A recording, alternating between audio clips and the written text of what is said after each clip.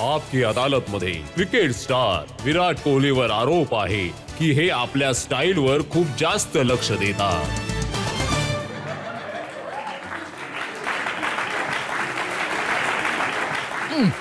विराट, हा एक फोटो माझ्याजवळ आहे ज्याचं टायटल आहे कोहली पर फिदा हुई हसीना.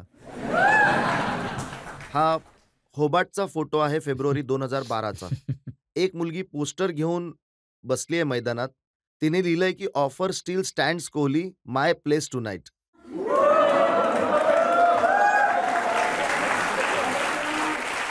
तर रात्री घरी यायचं आमंत्रण दिलं होतं तिने.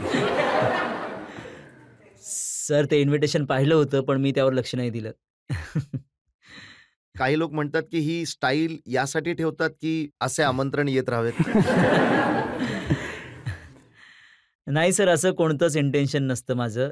प्रयत्न स्टाईल तर तेव्हा तुम्ही काही चांगलं करता, तर तुम्हाला चांगला सेन्स असेल स्टाईलचा, तर मग ते स्टाईल मानलं जातं. असं काही माझं एफर्ट नसतात, काही स्टायलिश राहायचं वगैरे. तुम्हाला किताब देतात की मोस्ट सेक्सी बॅचलर. किताब तर जनताच देत असते तसं. त्यांनाच विचारा का देतात ते. कदाचित जनता यासाठी सुद्धा देत असेल की तुमची जी स्टाईल आहे, हे जे टॅटू तुम्ही बनवले आहेत. सर, हे माझं आवड आहे. मला टॅटू बनवायचा आणि आता बनवून घेतलंय, तर अशा गोष्टी निघू शकत नाहीत. तर मी हेच म्हणेल की ही स्टाईल आहे माझी. मी ऐकलंय की जेव्हा 16 वर्षांचे तुम्ही होतात, जेव्हा पहिल्यांदा तुम्ही टॅटू बनवला होता, तेव्हा कोच खूप रागवले होते तुमच्यावर. हो, खूप ओरडले होते मला ते आणि म्हणजे उन्हाळ्यामध्ये मी फुल स्लीव्हचे टी-शर्ट्स घालायचो कारण की ते टॅटू दिसू नयेत म्हणून.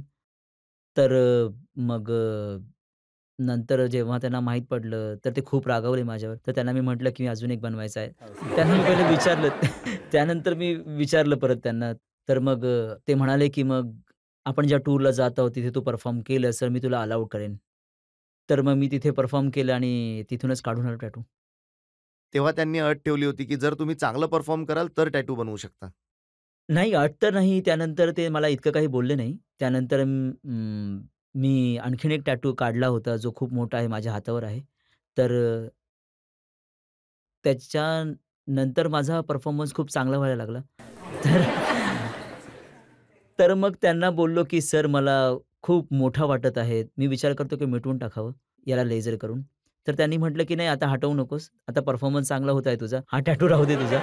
तर मग तेव्हापासून मी हे टॅटू असेच ठेवलेत. मग जर परफॉर्मन्सच्या उद्देशाने विराट तुम्ही बनवलात, तर पूर्ण बॉडीवर तुम्हाला टॅटू बनवावे लागतील. थोडी गजनीसारखी अवस्था होईल माझी. कोचने सांगितलं की स्टाईल वगैरे सोडा आणि खेळावर लक्ष ठेवा.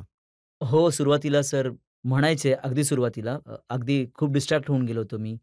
पहिली जी एडिशन होती IPLची त्यानंतर आम्ही अंडर-19 वर्ल्ड कपमधून आलो होतो. तर त्याच्यानंतर एकदम सगळ्या इंटरनॅशनल प्लेयरबरोबर खेळायला मिळत होतं आणि इतका टेन्शन प्रत्येक टीमवर.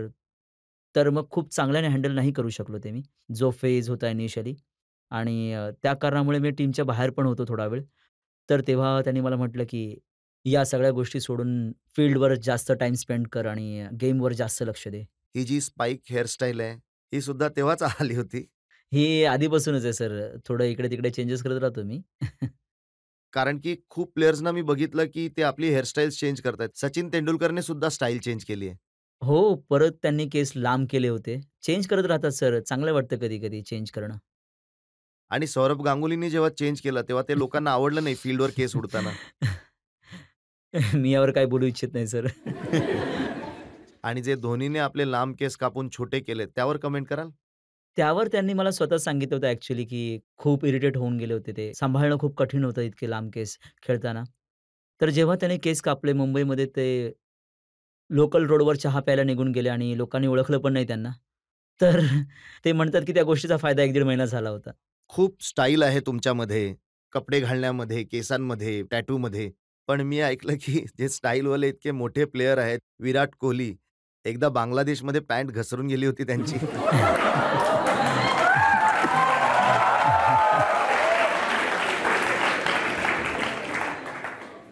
ही चांगली गोष्ट की तुम्ही फक्त ऐकलंय, बघितलं नाही.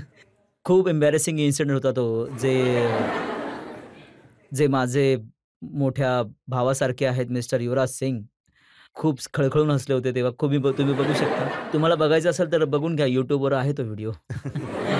खूप क्रिकेट खेळलाय, इंटरनॅशनल क्रिकेट खेळलाय. जवळपास प्रत्येक देशात तुम्ही खेळलाय. तर कोणता असा बॉलर आहे, ज्याला मारून तुम्हाला सगळ्यात जास्त मजा आली? सर मलिंगा सर्वात जास्त कठीण आहे खेळायला.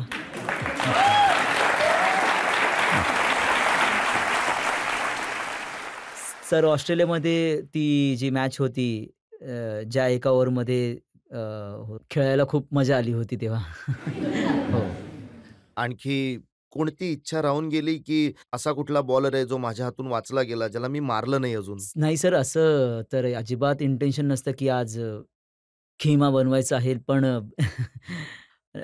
नाही असं असं कोणतंही इंटेन्शन नाही राहत जेव्हा तुम्ही मॅच खेळायला जाता. जर असं होऊन जातं तर तुम्ही एखाद्या बॉलरच्या अगेन्स्ट जास्त रन बनवता. तर ते तेव्हा होऊन जातात. हो भाई, की हा एक कॉन्टेस्ट होऊन गेला. पण असा माइंडसेट नाही राहत, की आज मला ह्या बॉलरला टार्गेट करायचं आहे. टार्गेट तर नेहमी आपापल्या प्रोसेसमध्ये आपले जे गोल आहेत त्यावर राहतं.